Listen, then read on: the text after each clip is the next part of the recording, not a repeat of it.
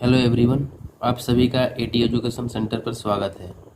आज हम लोग कक्षा 10 का प्रश्नावली 10.1 का जो क्वेश्चन आंसर है उसे हम लोग हल करेंगे।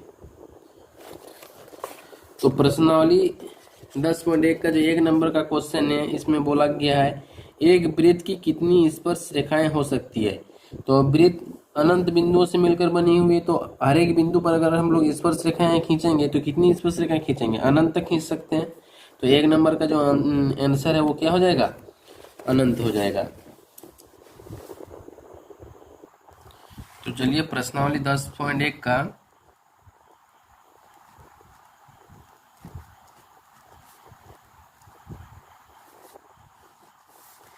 1 नंबर का जो क्वेश्चन है, इसमें बोला एक वृत्त की कितनी स्पर्श रेखाएं हो सकती है। तो ये हो जाएगा अनंत रेखाएं हो सकती है,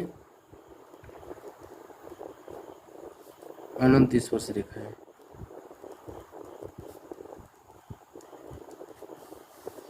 चलिए अब दूसरा नंबर में क्या बोल रहा है, रिक्त स्थानों की पूर्ति कीजिए। और 1 नंबर में दिया हुआ है किसी वृत्त की स्पर्श रेखा है उसे बिंदुओं पर प्रतिच्छेद करती है। तो कितनी बिंदुओं पर प्रतिच्छेद करेगी, तो एक बिंदु पर, क्योंकि वृत्त की जो स्पर्श रेखा है सिर्फ एक ही बिंदु पर प्रतिच्छेद करती है। तो हम लोग का जो 1 नंबर का आंसर हो जाएगा 1। ठीक है, तो दूसरा नंबर का जो 1 नंबर का क्वेश्चन है उसमें आंसर में हो जाएगा 1। ठीक है, उसके बाद चलिए दूसरा नंबर है उसमें बोला है वृत्त को 2 बिंदुओं पर प्रतिच्छेद करने वाली जो रेखा को क्या कहा जाता है। यानी कि ये मान लेते हैं ये वृत्त है, इस बिंदु और इस बिंदु पर काटती हुई चल जाएगी, तो इसे हम लोग क्या बोलेंगे, छेदक रेखा बोलेंगे। तो ये क्या हो जाएगा, इसका जो आंसर है वो हो जाएगा छेदक रेखा। तो 1 नंबर का जो दूसरा नंबर है उसमें हो जाएगा छेदक रेखा। चलिए अब जो तीसरा नंबर है उससे हम लोग देखते हैं। तो तीसरा नंबर में बोला है एक वृत्त की खाली जगह समांतर स्पर्श रेखाएं हो सकती है। तो यानी कि मान लेते हैं कोई एक वृत्त है, उसमें से हम लोग को कई को समांतर स्पर्श रेखाएं खींच सकते हैं हम लोग। तो मान लेते हैं ये वृत्त है,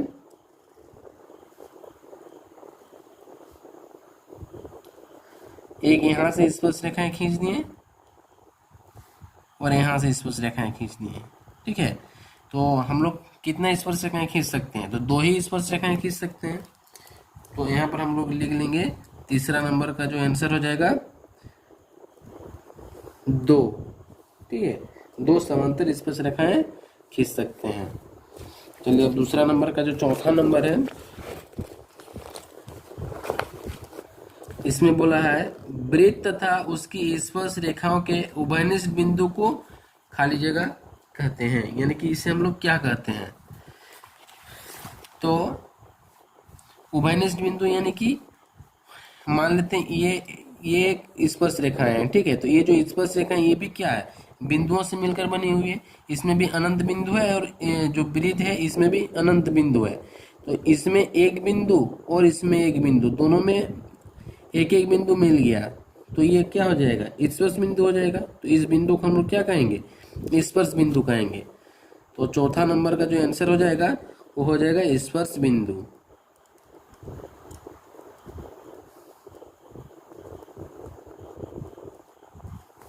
दूसरा नंबर का चारों नंबर हम लोग का बन गया। चलिए अब तीसरा नंबर हम लोग देखते हैं क्या बोल रहा है। तीसरा नंबर में 5 सेमी त्रिज्या वाले एक वृत्त के बिंदु P पर स्पर्श रेखा PQ केंद्र O से जाने वाली एक रेखा से बिंदु Q पर इस प्रकार मिलती है कि OQ बराबर 12 सेमी और PQ की लंबाई क्या होगा ये, और फिर यहाँ पर ऑप्शन दिया हुआ है। तो चलिए इसे हम लोग कैसे हल करेंगे देखते हैं।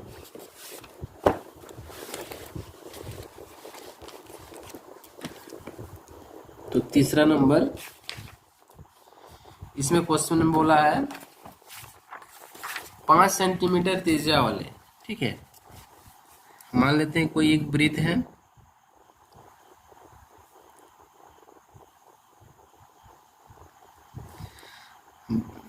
यहाँ पर केंद्र हो गया, और ये जो है एक तिरछा है, वो कितना दिया हुआ है 5 सेमी, ठीक है, 5 सेमी तिरछा। तो ये P हो गया और ये O हो गया, ठीक है। और इसमें बोला है P पर स्पर्श रेखाएं P की केंद्र O से जाने वाली एक रेखा से बिंदु Q पर मिलती है। तो यहाँ से लेके यहाँ तक एक स्पर्श रेखाएं हैं, और ये जो बिंदु है ये है Q,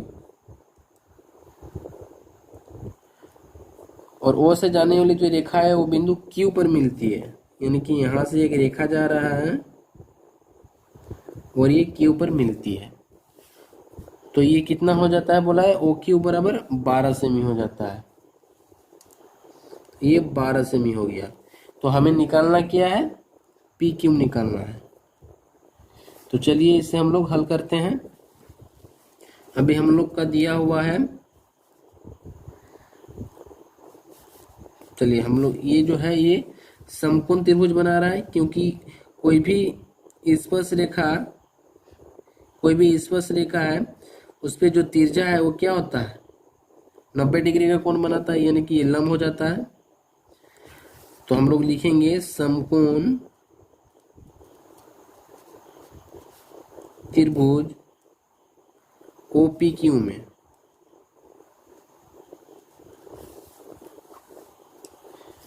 अब जो दिया हुआ उसे लिखते हैं। देखिए ये 90 डिग्री का कोण है, तो इसके जो सम्मुख भुजाएं हैं वो क्या है, OQ है, तो ये क्या हो जाएगा, कर्ण हो जाएगा। तो चलिए हम लोग लिखते हैं OQ बराबर 12 सेमी। OP को हम लोग मान लिए ये क्या है, लंब, और जो PQ है ये हम लोग का आधार है। तो हम लोग क्या निकालेंगे, आधार निकालेंगे, यानी कि PQ निकालेंगे। तो पाइथागोरस प्रमेय वाला फॉर्मूला यूज करेंगे। पाइथागोरस प्रमेय से PQ यानी कि आधार हो गया, तो आधार का वर्ग बराबर क्या हो जाता है, कर्ण का वर्ग घटाओ लंब का वर्ग। अब जो PQ है, PQ हम लोग को निकालना है, तो PQ का स्क्वायर हो गया। OQ का मान कितना है, 12 है, 12 का स्क्वायर हो गया। OP हम लोग का 5 है, तो 5 का स्क्वायर हो गया। 12 का स्क्वायर यानी कि आ जाता है 144, 5 का स्क्वायर हो जाता है 25। चलिए अब इसे घटाएंगे, तो ये 9 हो गया, यहाँ पर आ गया 3, 1 और ये वाला 1, तो आगे 119। तो ये हम लोग का PQ का वर्ग बराबर इतना आया है। इसका जो वर्ग है इधर चल जाएगा तो क्या हो जाएगा, अंडर रूट हो जाएगा। तो हम लोग का जो यहाँ से लेके यहाँ तक का जो मान है वो निकल गया, ये 119 अंडर रूट। तो इसका जो ऑप्शन है D ये सही हो जाएगा। तो इसका जो D नंबर है वो आंसर हो जाएगा। चलिए अब अगला जो क्वेश्चन है इसे हम लोग देखते हैं।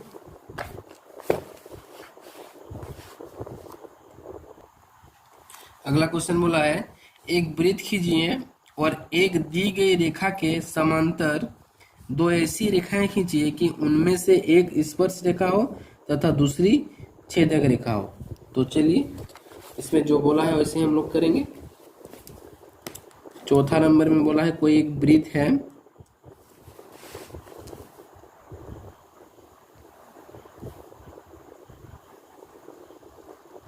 ये केंद्र है, केंद्र से कोई रेखा जा रहा है, तो इसके समांतर, ठीक है, इसके समांतर हम लोग का एक स्पर्श रेखा खींचना है और एक छेदक रेखा खींचना है।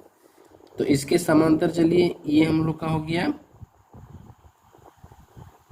स्पर्श रेखा, और छेदक रेखा यानी कि एक बिंदु से लेकर दूसरे बिंदु तक बिंदु को काटेगी, उसी को हम लोग छेदक रेखा बोलते हैं। तो ये हम लोग का छेदक रेखा हो गया, ठीक है। तो इसी के बराबर ये वाली रेखा है और इसी के बराबर ये वाली रेखा है, तो ये हम लोग का आंसर हो गया 4 नंबर का।